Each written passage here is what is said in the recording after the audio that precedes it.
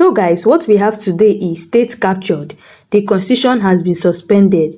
The democracy has been suspended. What we have today is not democracy. This is what Dr. Katchi said in this particular video. He hit the nail on the head. Nigeria mistakenly sworn Tinubu in as the president of Nigeria. It will be the end of democracy, and that is exactly what we are seeing today. When you look around and see the people that are in this Tinubu government, people that are working with Tinubu in this his government, you know that they have something in common. What Tinubu condemned during the Goodluck Jonathan regime is exactly what Tinubu is doing today. In fact, he's even doing it times 10. Tinubu is the only president that did not get 5% of votes in FCT. Because of Tinubu, these people changed the Nigerian constitution, and look at where we are today. Tinubu and co do not care about anything called rule of law. What they want to do, they will do it and nothing will happen. Honestly, I would love you guys to come and listen to what Dr. Katchi have to say concerning this matter. Like, this is actually a wonderful and powerful interview coming from Dr. Katchi. So guys, I would love you guys to listen to him, and I'll be right back. Please don't forget to drop your comments in the comment section below. And if you're coming across my channel for the first time, do well to hit the subscribe button, like and share this video. So guys, watch this video. It's always a good thing to be with you and your audience. All right, thank you very much. Mogaji Adijumo, let's start with you. What do you make of this impression of His Eminence Sanusi Lamido Sanusi II? Everything that he has just talked about, that what we have are lousy leaders. The conversations that we've had in the 60s, we are still having it in 2025. Well, let's start with Dr. Katchi Onanuju. I'm so happy you have him here. He's one of the very best that we can look forward to in terms of making this conversation about the Nigerian question. So I'm so happy we have him. Well, how do we address the emir? His highness or his eminence or whatever it is? That is still part of the problem we have. Is Sanusi, is he making a statement that is supposed to be novel, new, perhaps even noble? No, I would say that all of us should know that our major problem is about leadership. It's again a reflection of what they have made us to be, starting with those who have been promoting ethnicity, and those who have been promoting religion over and above humanity in this country. Let us look at it critically. What do you expect if the quality of engagement is bad? What do you expect in a learning environment if the facilitator or the teacher is bad? We all went to school. We all have some, degrees of education. I'm not talking about the degree you collect in the university. I'm talking about the various forms of education we have all had. And we've been able to look at our teachers, our lecturers as they come, and to be able to say, oh, this man impacted on me. I have some beautiful people I can refer to. I was taught by Professor Gigi Dara. I was taught by Professor Bayo Williams. I was taught by Professor Wale Soyinka and a few others. And I would say that, oh, those were fantastic. But then the product is always going to be about the impactation. So you take that to the national level and talk about leaders too. And tell me, in this country, who are those leaders that are fulfilled in all respects the very attributes of the very best in terms of those who have impacted, like you want to be sure and you are happy and you want to say to everyone that I was taught by so. So who is that leader?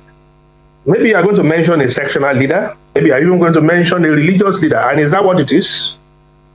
Are we now going to be so full of ignorance, or perhaps so full of deceit, to lie to ourselves to say that we have had such leaders? So yes, he's saying the same thing. But again, Sule Lamido Sanusi, or Sanusi, as you introduced His Eminence Sanusi Lamido Sanusi. Lamido Sanusi is part of the same problem. He's part of the same class of people that he mentioned that are bad. If he didn't say that, I would say that to him. I will remember many things about him. But again, we shouldn't forget he was the one who shouted at one time that 48 billion naira was missing from the coffers of the NNPC. And the truth of the matter is that Nigeria never makes anything more than 28 billion in a year. It has never happened. That we have made even 30 billion. The whole country. Go and check where Dr. Ronaldo is here. So if we don't even make 30 billion, how can 48 billion be missing? And he went to town. Is it telling me he does not know? Then, of course, everything went into the area of validation. And then when he realized it wasn't going to hold, he scaled it down to 16 billion. Then he scaled it down to 8 billion. And then they had to call some international arbitrators as well as... Mogaji Adejumo, are you accusing His Eminence Sanusi Lamido Sanusi of being an hypocrite in this matter? I'm accusing him of everything that is bad in Nigeria's leadership because he's part of it. Right. He was part of it. Was he not? He was part of it. So, and I'm telling you, and I'm giving you a particular instance in which, at the end of the day, what the international arbitrators, what they found was less than 1 billion naira missing from the NNPC, not even dollars. So he is part of it because of the fact that he should play the ethnic card at a certain time. And what is wrong with our leadership is ethnicity and religion, as well as personal aggrandizement. People that have been ruling us have never had the interest of the country at heart. It's either they are only going to pander to where they come from, the part of the country that they come from, or the religion that they belong to, or any other thing except that which should help Nigeria to grow. Mogaji, Look, all right, Mogaji. Sorry. Mogaji, if you say, Mogaji, can you hear me? Sorry to cut in. I can hear you. If you say we do not have such funds in Nigeria, I'm talking about Sanusi Lamido's claims before now. How about the claim by the EFCC, who carried out an investigation and came out to say that 210 trillion naira was missing from the coffers of NNPCL? If you are saying we don't even have up to that, how do we juxtapose that 210 trillion naira according to EFCC unaccounted for by the NNPCL? I'm glad you brought this up. Over what period of time are they saying that they've not been able to remit this? For about well, let me say from like 2013 till 2016, NNPC was not even remitting anything to the Nigerian coffers. All that we were spending at that time were accruals from mostly the ports and other charges that Nigeria was using. So it is not about the fact that NNPC has not been doing it, but he accused NNPC at a particular time, and the Among Us amount of money was in dollars. Now you are talking about 210 trillion naira. In today's money, break it down to dollars. Let's see how much it is. Because I want to see, the problem we have is that we don't look at things in context. If we are going to look at everything in context, then let us look at what it is that Nigeria is capable of doing. What do we have in terms of resources? The natural resources, the human resources, the resources that they occur, and how have we been able to manage them over years? Apart from the DR Congo, no other country in Africa has the kind of resources that we have. And even in Asia, they don't have. How come they are better in those places in Asia than we are here in Nigeria? It's a systemic thing that has been occurring right from 1960, and it has not stopped. And we know it. We may want to run away from the fact that, well, maybe it is not about name calling, but let us look at what is the motivation. From 1960, what has been motivating us? And therein you will find all the answers. It's about ethnicity, it's about religion. If again it's not about, oh, where are you coming from? Then it's going to be which religion do you belong to? And those parameters to choose who a leader should be. And that is the question. We have in Nigeria today certain people that we know can help this country to grow. We know the antecedents. We know somebody who, in all of this, okay, mention somebody who is in Nassau Rock today, or who is in National Assembly today, and has not been even checked by the same EFCC you mentioned. And the EFCC even came out at one time, they mentioned certain governors that they said, well, directly they were taking money from the coffers And all of them are in government today. It's either they are president or they are minister or they are head of the party. So where is the accountability? That is the problem. Where is the accountability in this country? Those that we should hold accountable are those that we keep on re-electing on the basis of either they are, well, from my part of the country, or they belong to my religion, or perhaps even the fact that I want to be part of the stealing. And that is, again, what we need to examine. Even if we say the leadership is bad, what about the followership? Are they helping? In any way? Are they not aiding and abetting these same leaders to run Nigeria down? And look at the way Nigeria is. I was reading a report yesterday that said that over 44,000 Nigerians have sought for asylum. 44,000 in one country. All right, Mogaji, we'll come back to that, Mogaji, because of time. Thank you for your submission. And again, Mogaji, rest assured that what we have in Nigeria, the problem is not that we are not making enough revenue. Nigeria, some will say Nigeria is actually making far more than is being reported. So it's not as a result of scarcity of funds. We are dealing with bad leadership and corruption, and not really because we are not making that much money. We'll come back to you, Mogaji, but let's quickly go to Dr. Ononju. Dr. Ononju, are you still with us? Yes, I am with you very much here. All right, Doctor. It's been a roller coaster ride for Nigeria since independence, talking about leadership, the quality of leadership we've had in Nigeria. In your own opinion, Dr. Ononju, what do you think the problem is? Nigeria is a nation of over 230 million people. We have great people in Nigeria. We have intelligent people, smart people. We have men of integrity in Nigeria. But how come we've not really had the quality of leaders that would have transformed Nigeria? Because we have no excuse. If you compare, Dr. Ononju, if you compare Nigeria with a nation like Singapore, we started almost the same time. If you compare Nigeria to Singapore, it's like comparing heaven and hell. Where exactly do you think we missed it as a nation?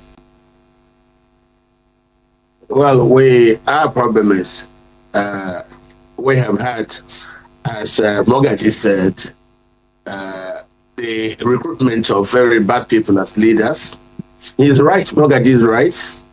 Sanusi was recruited in a band of some bad people who simply wanted power. And so he spun his stories against President Goodluck in a recruitment to get rid of Goodluck. All they wanted was power, and they were successful.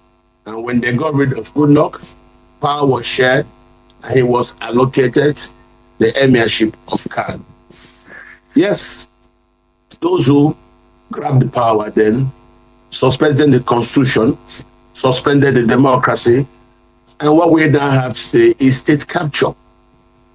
There is no way Emir Sanusi Lamido Sanusi can extricate himself from the band of leaders who conspired then together with the APC people to grab the states.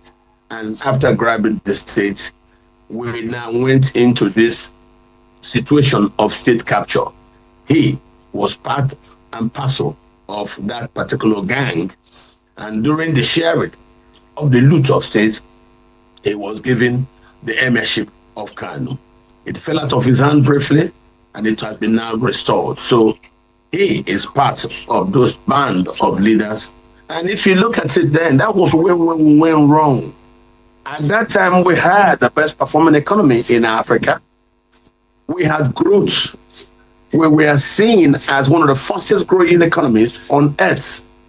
And when he joined those conspirators and there was that state capture, we then removed Goodluck that everybody is today trying to beg to come back. It was same Goodluck who did this same removal of subsidy you're talking about.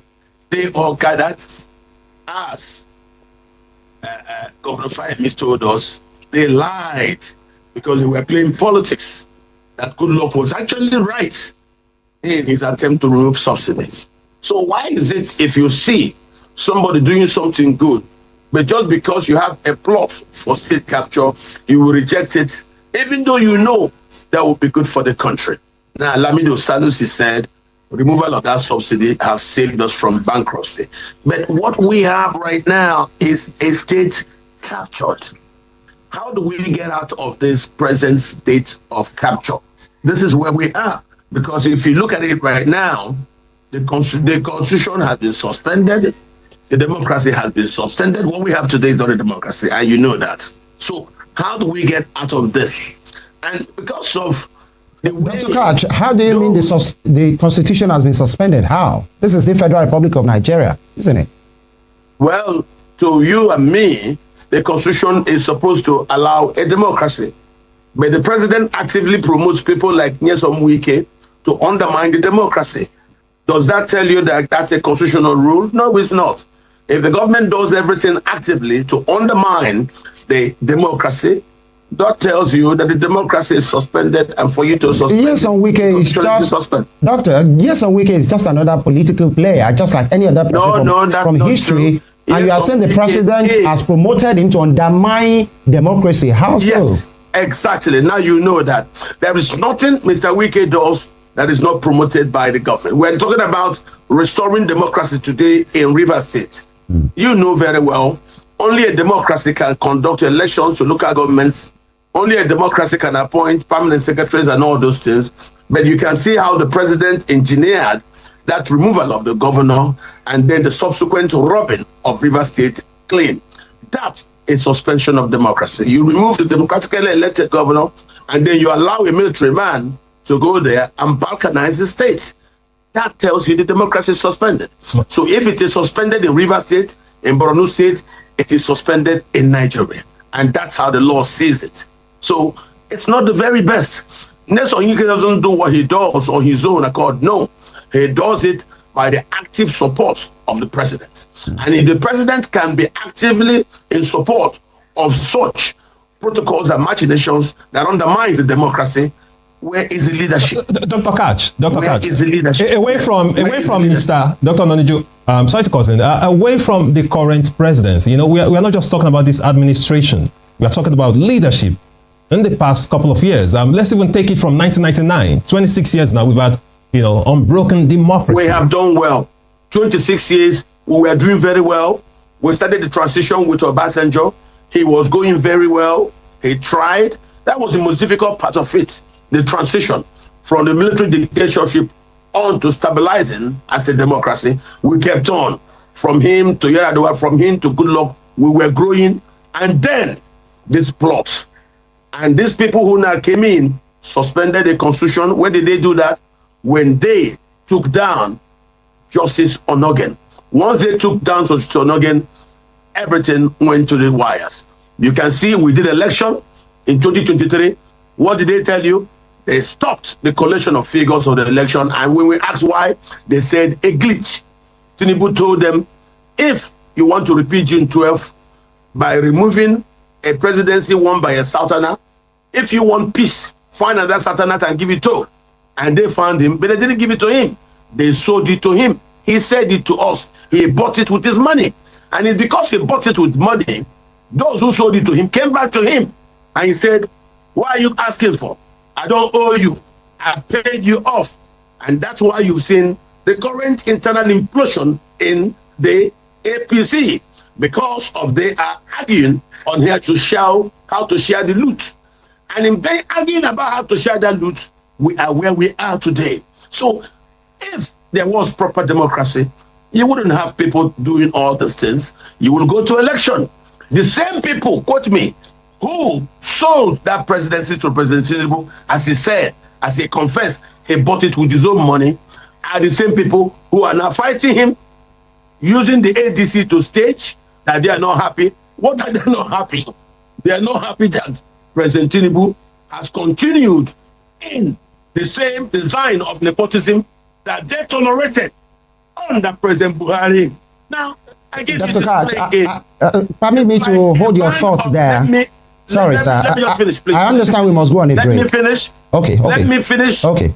What I'm trying to say to Nigerians is, if you see a band of people come to your place to steal, don't worry, be calm. It is when they start fighting over the sharing of that loot that we now know who is who. That's what I'm saying.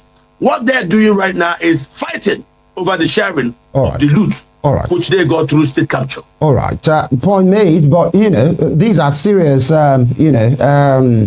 revelations and I want to say allegations as well, because you're talking about somebody buying and somebody selling, but INEC and the system will say he campaigned for votes, he presented himself to be voted for, INEC conducted an election, and he was sworn in. But is it that we have people of no conscience as leaders, or the system that we operate in Nigeria will always choke every good intention out of every leader? Please look into that.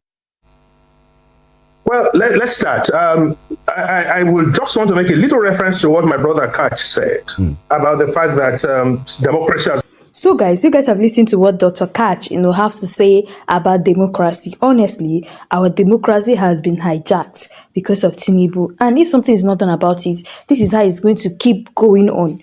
We need a revolution now, just like Chowore will tell you. We need a revolution. Nigeria needs a revolution, because the way things are going on in Nigeria is making people to run away from Nigeria, is making investors to run away from Nigeria. Anyway, guys, that's all we have for today. Let me know your thoughts below. And also, if you're coming across my channel for the first time, do well to hit the subscribe button, like and share this video. So guys, thanks for watching.